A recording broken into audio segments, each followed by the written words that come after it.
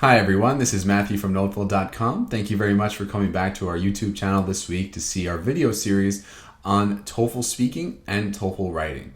We generally come back each week to do independent tasks and questions for the speaking and the writing section. And sometimes, like a couple of weeks ago, you saw that we do also work with the reading section. And I hope that you found that vocabulary video to be helpful. This week, we're going to choose to do the speaking task, which is the first and second question of the speaking section on the TOEFL. The independent task can be a little bit tricky, but don't worry, we're going to go over exactly how to improve and to master these questions. So we'll go over the first question that we have here. We'll review the submission that was given to us this past week on our forum. And then after that, you'll know exactly how to improve question 1 and 2, as well as how to get your work reviewed here at NoteFull or on the forum. So let's take a look at this question here first. What do you consider to be the most important room in a house? Why is this room more important to you than any other room? Now, with this particular question, all we have to do is just choose one room. We don't have to compare it with other ones. We don't have to try to think about which room is best, just whatever comes naturally to you, okay? So we don't have to worry about any kind of fancy templates about comparing or contrasting or advantage or disadvantage. Those are rarely seen on the TOEFL, and we're probably not going to see that, and this question is not asking that. So just take the main idea at face value, and that's what we're going to be answering. So let's take a listen to this week's student's submission, and then you'll hear their submission, and then we'll be able to go over it together right after that. So let's take a listen. In my view, the most important room in the house is the living room for some reasons. First of all, you spend most of your time in the living room. And second, if you have some guests, you sit with them in the living room. You don't, if you compare with bedroom, you just go to bed in the bedroom and have a sleep. And in the kitchen, you just cook and get out from there. For example, last Sunday, my guests came from Denmark and we sit in our living room for 3 hours. They didn't get in our bedroom and we didn't spend so much time in the kitchen. So that's why I prefer the most important room as living room. So I hope that you enjoyed listening to that recording. I want to go over a couple of points here to point out to you the strengths and the weaknesses of this particular submission so that we can improve. So we're going to start by going through each part, and I'm going to give you a tip from here at NoteFull about how to improve this section of the TOEFL speaking section, as well as how we're going to get deeper into the question itself so you can identify the weaknesses and why you're getting the score that you're getting. So what we're going to do is we're going to start with the first part.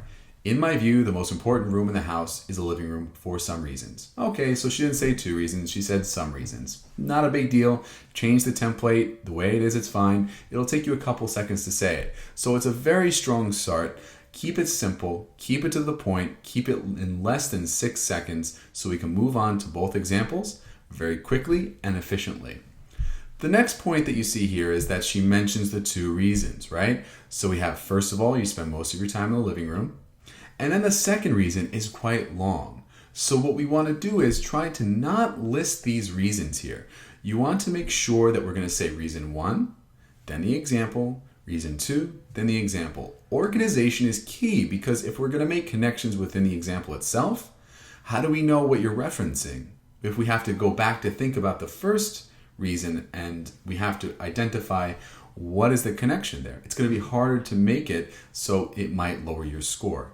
Keep it simple by organizing your sentences straight to the point. You don't want to over-explain your reason. You want to say, we spend most of the time there, it's the most comfortable place, it's where I get my most work done, it's most relaxing, whatever it's going to be. Just keep it to the point. So if it's clear to you, it's definitely going to be clear to the TOEFL grader.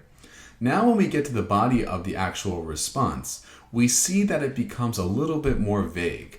So you want to develop a clear, strong example with more structured details. So if we're going to organize it from first reason to first example, what we're going to do here is say, my guests. So we'll change that to whom. It's going to be my family, my friends. Who are these guests? And are you from Denmark? We want to explain that. So we can say, for example, I'm from Denmark and living in the United States, and my family came to visit me last week. Then we're going to go straight into talking about the living room and why we spent most of our time there. We don't have to talk about the bedroom or the kitchen or anything like that, because we want to focus on what we're supporting. If we're supporting the living room, where are the details going to come from to support that? That's the most important part here. You want to be able to be organized within your own mind, to be clear about the details. What is it about the living room that brings everybody together? Because it's spacious, it's convenient, it's where everybody likes to talk and to catch up on what has been going on. And obviously, if we're living in the United States and they're living in Denmark, there's a lot to catch up on. So we want to explain that and make that connection with our reason. So we might want to change our reasons a little bit just so they can adjust and adapt to what we're going to say in the content of our example. So when you talk about the examples and we go through it and then we have a conclusion, we want to make sure to keep the conclusion as simple as possible. Finish strong. You're saying here, that's why I prefer the most important room is living room. We got a little bit confused. There was some hesitation there. And I want you to be able to recognize the introduction and the conclusion are going to be the same. What we have in the introduction here is that the living room is my most preferred room. That's fine. The conclusion, that's why it's my most preferred room. And then we're done. We don't want to get confused and try to fill in the content there to lose that momentum, because that's what's going to lower our score as well. We don't want to have any hesitation. So when we're organizing our content, we want to brainstorm and outline what we want to say. So if we have family coming from Denmark, friends coming from Denmark, we want to say that. If we have comparisons to make, maybe you don't like the kitchen because there's too many people. So if you have a kitchen table in your kitchen and you have maybe 10 people coming and you can't fit them in the kitchen, that's another way to do it. So you don't necessarily have to compare and contrast.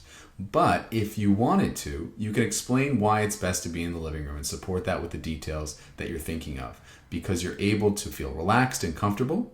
But then we could also talk about the spaciousness. If you have guests coming over, such as family, and maybe you just can't fit them all in the kitchen, you can say that it's better to have them in the living room. And then you could talk about the kitchen. If you want to contrast and compare to other rooms and say why the living room is better, no problem. Just choose one though. We don't want to choose multiple rooms because it gets confusing and then the disorganization is going to lose the listener. So we can say that I have a small kitchen and I have a small table in that kitchen, so it doesn't fit as many people that came over, which is why we went into my living room, because it has so many comfortable couches and there's more space and people can walk around and talk to each other more easily and feel really comfortable. So there's so many different ways. So what we want to do here is to break it down. Simple introduction, simple conclusion. Have the first reason, have your example, develop the content from beginning, middle to end, and expand those details by referencing your reason and where we're coming from. And how we're going to do that is by taking the time to do it. If it takes you 5, 10, 15 minutes to develop that content, that's fine. It's about developing the skill of doing that and identifying those strengths and weaknesses and assessing ourselves to really understand how to master this question.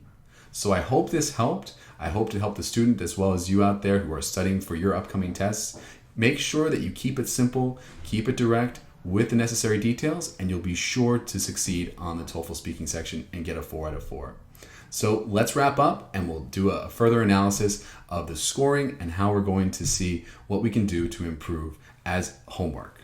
All right, so what we see here is brainstorming is important. We want to demonstrate our fluency, make sure it's better, and we also want to apply a more organized structure. We want to make sure that we have an introduction, we have a reason, then example, a reason, then example, and then a conclusion, which is what's going to be important for a complete answer.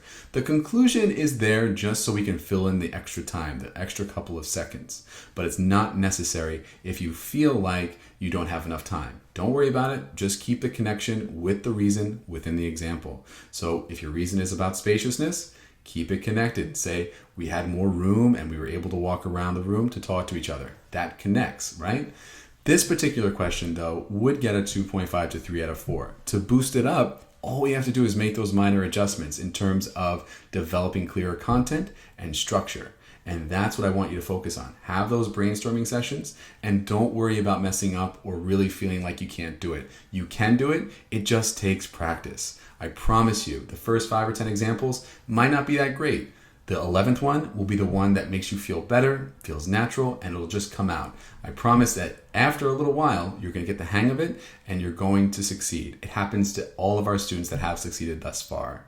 So if you want to review your work here on the NoteFull forum on YouTube, what we're going to be doing now is explaining exactly how to do that for you. So stay tuned for the next section of this video. So if you want to submit your work, all you have to do is click the link below, make sure that you register for an account, and if you're interested in having your work reviewed through a program or for full reviews or flash reviews, just send us an email at studenthelp@notefull.com. The email link is below.